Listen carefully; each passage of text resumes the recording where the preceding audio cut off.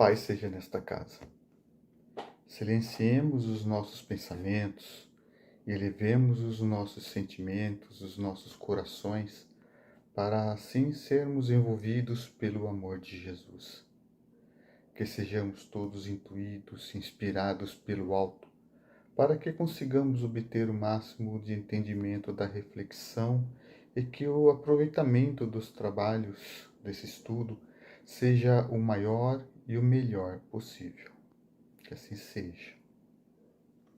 Espero que essa minha reflexão consiga provocar em seus corações o desejo pela busca das mensagens, das lições mais profundas e inspiradoras que as passagens, as parábolas do Mestre Jesus têm no seu íntimo.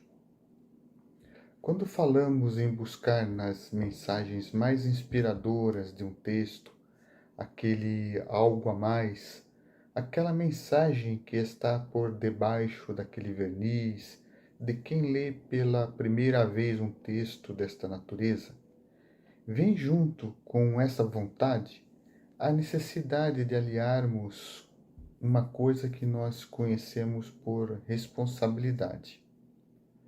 É preciso que elas caminhem juntas, a vontade e a responsabilidade.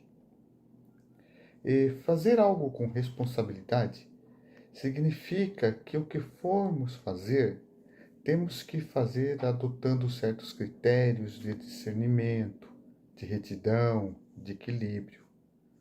Fazer essa tarefa, essa leitura e até mesmo refletirmos sobre a leitura de uma passagem do Evangelho, como é o nosso caso hoje, fazer esse estudo com que ele passe por um crivo pessoal de análise. Por exemplo, para nós que estamos deste lado da mesa, vamos falar assim, fazendo essa reflexão sobre uma passagem do Evangelho, temos a preocupação, a responsabilidade em não repassar para os demais uma visão distorcida, equivocada dessa mensagem. Principalmente quando essa mensagem fala sobre o Evangelho e ela é transmitida por meio de uma reflexão. E o que é uma reflexão? Reflexão é o resultado de um processo de análise e contemplação de experiências sobre algum evento, ou seja, é a minha opinião pessoal sobre um determinado assunto. É preciso, então, que tenhamos todo um cuidado para não fazermos uma simples repetição de algo que alguém disse ou que ouvimos falar simplesmente. Se faz necessário que adotemos métodos, adotemos meios de disciplinar a nossa vida, as nossas atitudes e ações de um modo geral. E é claro, colocarmos um pouco de sentimento nesses meios de disciplina. Por que eu estou reforçando essa ideia da responsabilidade? Segundo nos recomendou Jesus em Mateus, capítulo 7, versículo 6. Não deis o que é santo aos cães, nem lanceis vossas pérolas diante dos porcos, para que não venham a pisá-las e, voltando-se, vos despedace. Aqui eu estou usando a versão do Novo Testamento, tradução de Haroldo Dutra Dias. Vamos fazer a nossa interpretação desse versículo. Não dar o que é santo aos cães. Santo significa justamente o Evangelho, todos os ensinamentos nele contidos. E por isso temos que nos atentar em não tratarmos dele com alguém que ainda não saiba como interpretá-lo, como entendê-lo. Seria até mesmo uma falta de respeito da nossa parte para com essa pessoa.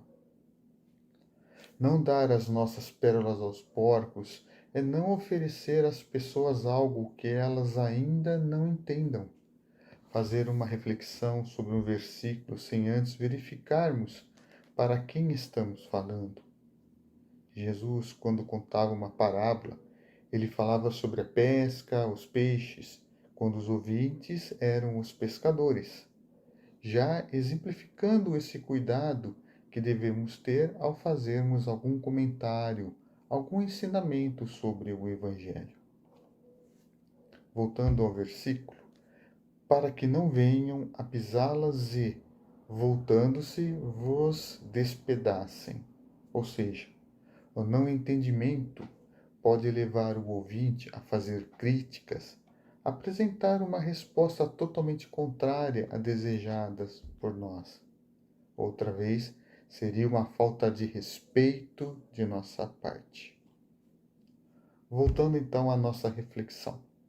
Estávamos falando sobre a necessidade de adotarmos uma rotina de estudos e de boas práticas no nosso dia a dia, de tal sorte que essa rotina se torne um compromisso de ideias e atitudes internas, e também atitudes para com aqueles que estejam juntos de nós, mesmo que por um curto espaço de tempo, como no trabalho, na escola, no seu templo religioso. São as nossas atitudes externas. Assim, no nosso caso, que estamos reunidos em uma seara em busca de um reconforto espiritual, de um melhor conhecimento sobre a nossa doutrina, é preciso que afinemos esse compromisso com o Evangelho, demonstrando através de nossas ações do dia a dia, através da nossa postura na vida, tudo aquilo que conseguimos absorver de um texto, de uma palestra, de um livro. Estamos agora falando da exemplificação, de estarmos sempre prontos para colocar em prática essa boa conduta moral. É preciso então que tenhamos a ciência, o conhecimento e o discernimento dentro de nós da real importância e necessidade que é exteriorizarmos para a nossa vida essa postura, essa reforma íntima. E como toda boa reforma, durante o processo de construção desse compromisso, dessa reforma íntima, vamos encontrar em nossa caminhada inúmeros motivos e ocasiões que vão nos colocar em uma posição de dúvidas, de incertezas, e que irão trazer-nos, muitas das vezes, muitas dores. Emmanuel, por intermédio do Chico, Francisco Cândido Xavier, no livro Roteiro, capítulo 33, onde ele fala sobre o individualismo, diz assim: em contato com as ideias da revelação nova, o homem, sentindo dilatar-se-lhe naturalmente a visão, começa a perceber com mais amplitude os problemas que o cercam. Aguça-se-lhe a sensibilidade, intensifica-se-lhe a capacidade de amar, converte-se-lhe o coração em profundo estuário espiritual, em que todas as dores humanas encontram eco. Por isso mesmo, acentuam-se-lhe os sofrimentos, de vez que as suas aspirações não surpreendem qualquer sintonia nos planos inferiores em que ainda respira.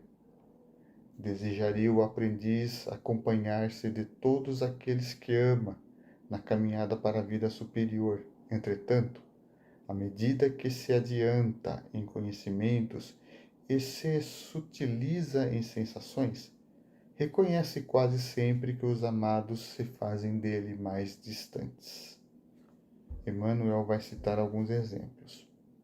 Aqui é a companheira que persevera no rumo diferente, além. É o coração paternal que, por afinidade mal dirigida, dificulta a ascensão para a luz. Ontem era um filho a golpear-lhe as fibras mais íntimas. Hoje é um amigo que deserta. Emmanuel conclui chamando a atenção sobre os cuidados para não cairmos no desânimo, na distração, e reforça a necessidade de trabalharmos a resiliência em nós. Se o discípulo não se rende à perturbação e ao desânimo, gradativamente começa a compreender que está sozinho em si mesmo, para aprender a ajudar, entretanto, entendendo outro sim, que, na boa vontade e no sacrifício, adquire valores eternos para si próprio. Quanto mais cede, dá, a favor de todos, mais é compensado pela lei divina que o enriquece de força e alegria no grande silêncio. Na marcha diária, chega à conclusão de que o individualismo ajustado aos princípios inelutáveis do bem é a base do engrandecimento da coletividade. Conhece que o espírito foi criado para viver em comunhão com os semelhantes, que é a unidade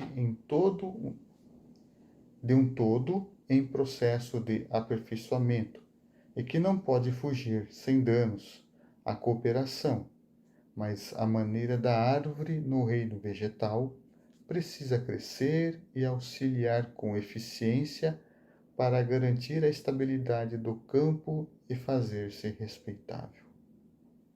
Ninguém vive só, mas chega sempre um momento para a alma em que é imprescindível saber lutar em solidão para viver bem. Ou seja, teremos que aprender a conviver com as opiniões de terceiros sobre certas condutas que guardamos no nosso modo de agir e de pensar, condutas que antes não tínhamos. Fica, muitas das vezes, muito visível certas mudanças em nós. Seremos taxados de tolos, ingênuos, iludidos, fanáticos. No trabalho, na roda de amigos e principalmente dentro do próprio seio familiar, será onde certos conflitos, as diferenças de opiniões irão surgir, ficarão mais evidentes, como que para nos tirar desse movimento da reforma íntima, como que provocando em nós uma distração. E essa distração geralmente vem nos padrões das nossas necessidades materiais. É um convite para uma festa, uma visita que chega sem avisar, bem no horário do Evangelho no lar, por exemplo. Daí nasce a necessidade de trabalharmos a resiliência em nós, para que nós nos tornemos mais resistentes a esses convites, não desistirmos tão facilmente do compromisso assumido.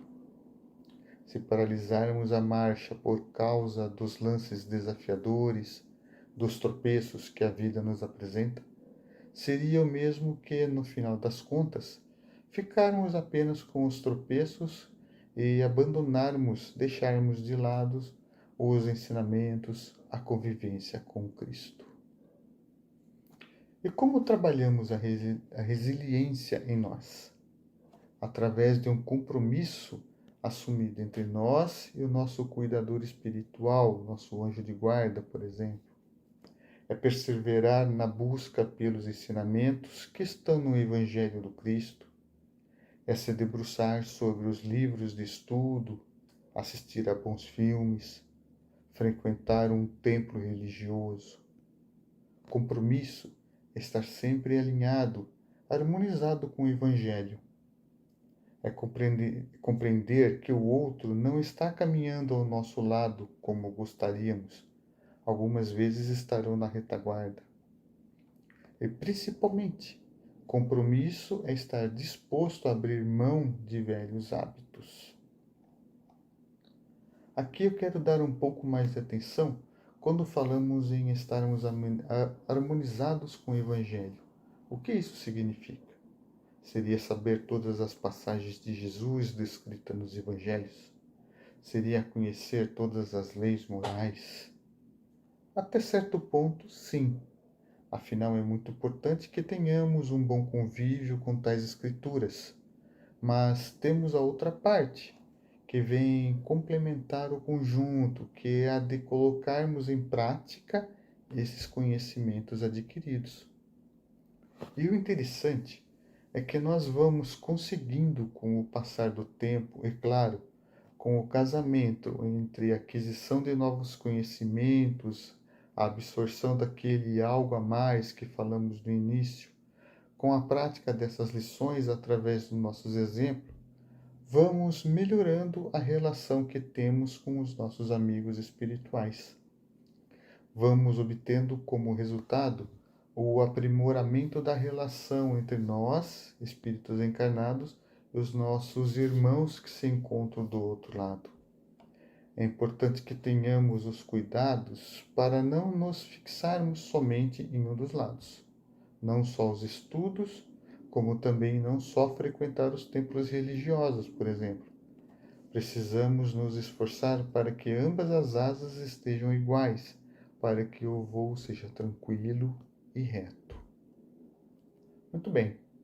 Até agora nós falamos em vontade, responsabilidade, compromisso, reforma íntima, resiliência. Vamos acrescentar mais um. Falamos há pouco sobre o aprimoramento da relação entre nós e os amigos desencarnados. Estamos falando da intuição, um olhar para dentro. Kardec nos fala que a intuição é uma faculdade mediúnica, ou seja, é um fenômeno natural, faz parte das leis da natureza. Em O Livro dos Médiuns, na segunda parte do capítulo 15, ele nos apresenta o médium intuitivo, que é aquele com os quais os espíritos se comunicam pelo pensamento. O médium tem a consciência da mensagem que está recebendo do espírito.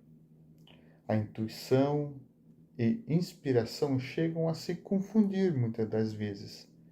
A sutil diferença que existe entre elas é que na inspiração a relação entre os dois se faz mais forte. O médium percebe com mais intensidade a comunicação, se é que posso dizer assim.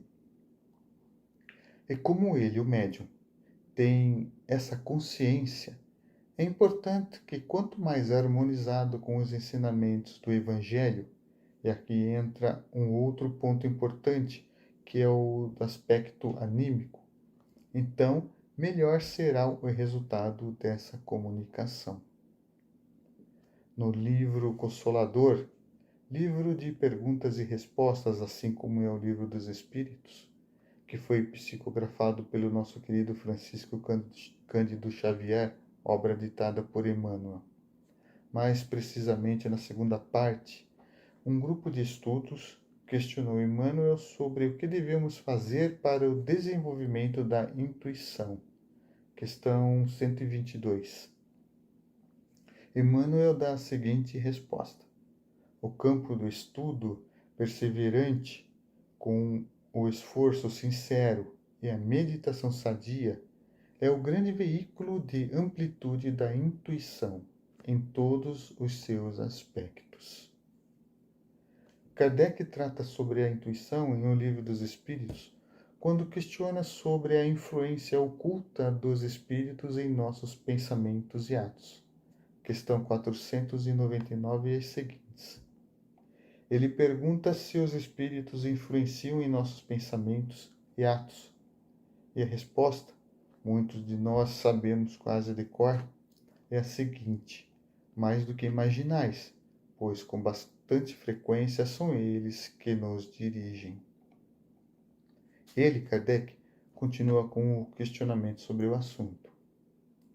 De par com os pensamentos que não são próprios, outros haverá que nos sejam sugeridos? Vossa alma é um espírito que pensa. Não ignorais que muitos pensamentos vos acodem a um tempo sobre o mesmo assunto e, não raro, contrários uns dos outros. Pois bem, no conjunto deles estão sempre de mistura os vossos com os nossos. Daí a incerteza em que vos vedes. É que tendes em vós duas ideias a se combaterem. Como haverem de distinguir os pensamentos que nos são próprios dos que não nos são sugeridos? Quando um pensamento vos é sugerido, tendes a impressão de que alguém vos fala.